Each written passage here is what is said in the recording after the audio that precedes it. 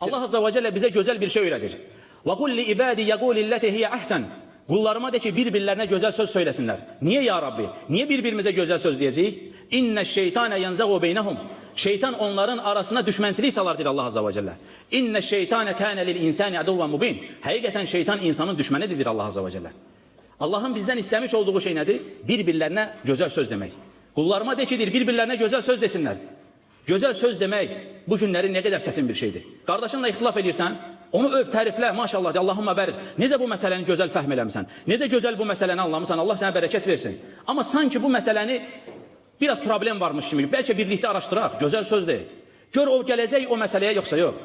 Allah deyir ki, qullarıma de, niyə görə ya Rabbi de? Çünki şeytan onların arasına düşmənçilik salar.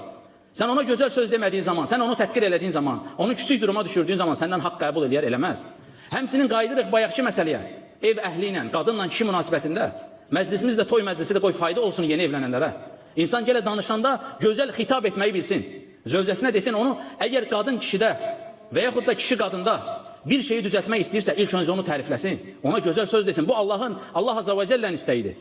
Zövcəsinə desin ki, ey qadın, vallahi sən neymətsən. Elhamdülillah, sən yox idin, mən paltarımı ütüləyə bilmirdim. Sən yox idin, mən hər səhər duranda səhər yeməyi önümdə yox idi. Allahdan neymətsən, Allah sənə bərəkət versin. Allah səni uzatsın, vallahi mən səndən razıyam.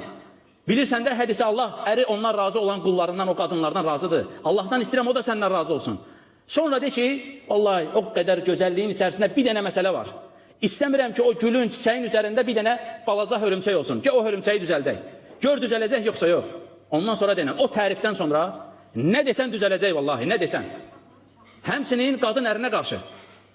Sən neymətsən mənim üçün. Sən Allahın verdiyi neymətsən. Sən işləyirsən, bu saçını bizim üçün ağartmısan. Vallahi sənin əlin ki, o mazı oldu, bizim üçün eləmişsən. Allah sənə bərəkət versin, Allah səni qorusun, Allah səni ucaltsın. Sən neymətsən mənim üçün, evimdə otururam, Quran oxuyuram, maddi dərdim yox, işıq pulu dərdim yox, su pulu dərdim yox, evin kirası dərdim yox, sən neymətsən. Amma vallahi bir dənə bir şey var, onu düzəltsən. Səndən bitdi artıq, sən mənim üçün vaz keçilməzsən. Dey, vallahi de, eyb etməz. Sığışdırmır insan deməyi. Ondan sonra o kişiyə nə desən qəbul edəcək. Denən ki, o problemi düzəldək. Gör qəbul edir yoxsa yox. Gör düzələcək yoxsa yox. Amma insanlar bir-birlərinə gözəl söz demirlər. Neyniyir? Haqqımdır deyir. Sənə verəcəm bir məhkəməyə deyir. Haqqımı ödə deyir. Belə olur yəni. Sən o gözəl söz, Allah deyir ki, وَقُلْ لِعِبَادِ يَقُولِ اللَّتِ هِيَ أَحْسَنِ Qullarıma de, bir-birlərinə gözəl söz desinlər. Heç yaradan yaratdığını bilmir, onun nə ilə islah olacağını, onun nə ilə düzələcəyini, onun nə ilə xeyrə gələcəyini heç Allah bilmir. Allah bilir və Allah da bizim bir-birimizə gözəl söz deməyimizi istəyir.